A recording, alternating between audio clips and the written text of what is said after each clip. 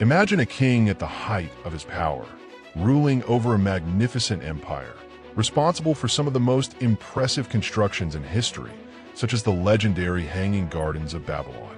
That man was Nebuchadnezzar II. His dominion over the Neo-Babylonian Empire seemed unquestionable. His authority was absolute, and his fame echoed throughout the ancient world. But then, something unexpected happened. The king who commanded armies, built monuments, and challenged nations was reduced to an unrecognizable being. For 7 years, he did not wear his crown, did not address his people, nor did he command new conquests. Instead, he crawled on the ground, fed on grass, and lived like an animal. Was this divine punishment? A mental disorder? A lesson about true power? The story of Nebuchadnezzar is one of the most astonishing narratives in the Bible, filled with symbolism, prophecies, and unexpected twists. How could one of the greatest emperors of antiquity fall so low? And more importantly, what does his downfall teach us about pride, humility, and the recognition of God's sovereignty? If you've ever felt in control of everything, only to be caught off guard by events that made you realize your own fragility, then Nebuchadnezzar's journey has much to teach you. Stay with me until the end, because this story is not just about a king of the past, it is about us, our choices, and what happens when we ignore life's warnings. Now, let's dive into the events that transformed this powerful king into a humbled and ultimately restored figure. When we talk about great kings of antiquity, few names shine as brightly as Nebuchadnezzar II. He not only commanded the mighty Neo-Babylonian Empire, but also elevated it to its peak. If you have ever heard of the legendary Hanging Gardens of Babylon, know that this wonder, considered one of the 7 wonders of the ancient world, is attributed to his reign. Some even speculate that he was involved in the construction or restoration of the mysterious Tower of Babel, a symbol of human ambition that sought to reach the heavens. What is undeniable is that under his rule, Babylon became one of the most splendid cities ever seen, filled with temples, palaces, and imposing walls. But no one reaches the top without challenges. Nebuchadnezzar was a relentless leader, forging his name on the battlefield. His father, Nebuchadnezzar, was responsible for freeing Babylon from Assyrian rule, but it was the son who consolidated the empire. He faced Egyptians, Syrians, and several smaller nations, expanding his borders and ensuring that his name was both feared and respected. His success was not only military, but also strategic. He transformed Babylon not just into a fortress, but into a symbol of power and wealth, a reflection of his relentless ambition. However, behind this grandeur was a man deeply obsessed with his own glory. Nebuchadnezzar believed his power was absolute, that is, what was unquestionable. He commanded the construction of magnificent temples for the Babylonian gods, but deep down, he wanted to be worshipped himself. His pride blinded him to a fundamental truth: no empire, no matter how glorious, stands above the sovereignty of God. And this was something he would learn in the most painful way possible. His remarkable achievements impressed the world, but his arrogance was already planting the seeds of his future downfall. Pride, like a silent poison, coursed through his veins.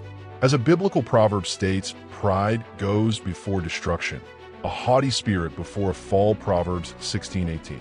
And Nebuchadnezzar was about to discover this truth in the most brutal way possible. Babylon was at its peak. The king was in command. His power was absolute. But, as with every great story, moments of glory are only the introduction to the real test. What happens when someone believes they are greater than everything and everyone? What comes after ascension? If there was one thing Nebuchadnezzar mastered as well as the art of building, it was the art of destruction. His empire expanded not only through the splendor of Babylon, but also through the trail of conquered cities that fell before his army. Among these conquests, one would stand out as one of the most significant events in biblical history: the conquest of Jerusalem. For the Jewish people, this was not just a military disaster, but a profound spiritual blow. After all, the Jewish temple was reduced to ashes in 586 BC, something unthinkable for a people who saw that place as the house of the Most High God. But how did this happen? Nebuchadnezzar, did not attack Jerusalem all at once. It was years of conflicts, sieges, and ignored warnings. The kingdom of Judah was politically unstable, and instead of recognizing the strength of the Neo-Babylonian Empire, its kings tried to resist. First, King Jehoiakim attempted to rebel and paid a heavy price for it.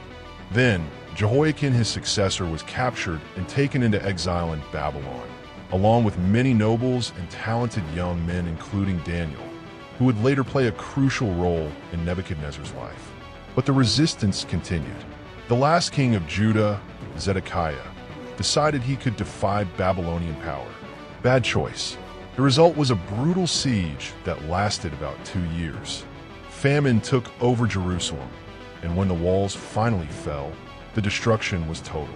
The Jewish temple, the jewel of Israel's faith, was looted and burnt. The inhabitants were either killed or taken captive.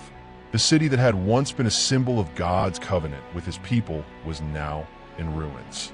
From Nebuchadnezzar's perspective, it was just another victory. A disobedient king punished, a rebellious city subdued. But what he did not know was that this conquest, seen merely as a military feat, was part of something much greater.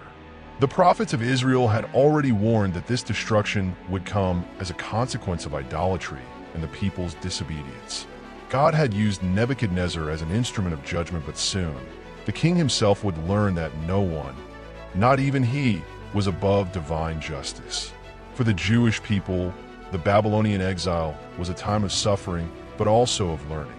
For Nebuchadnezzar, it was just another moment of glory. The king was increasingly convinced of his own invincibility. But could anyone challenge the heavens for long without consequences?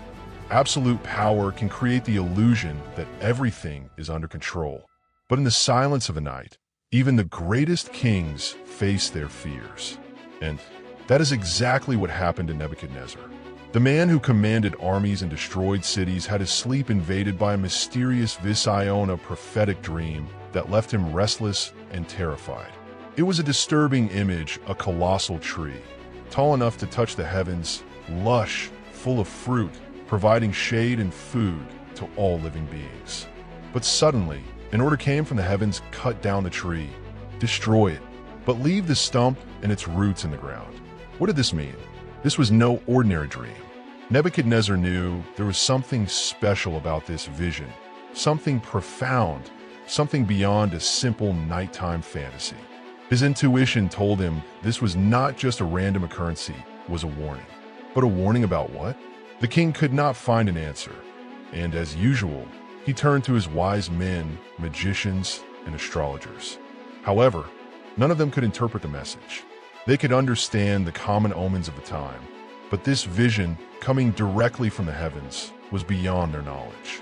Nebuchadnezzar, a ruler who had once believed himself to be the master of his destiny, was now faced with a mystery greater than himself. The interpretation of this dream would change his life forever, revealing a truth he had long refused to acknowledge: no kingdom on earth stands above the will of God. If you enjoy content like this, subscribe to the channel and turn on notifications so you don't miss more stories and reflections that can transform your life. Remember, true power is not about exalting yourself, but about recognizing who is truly in control.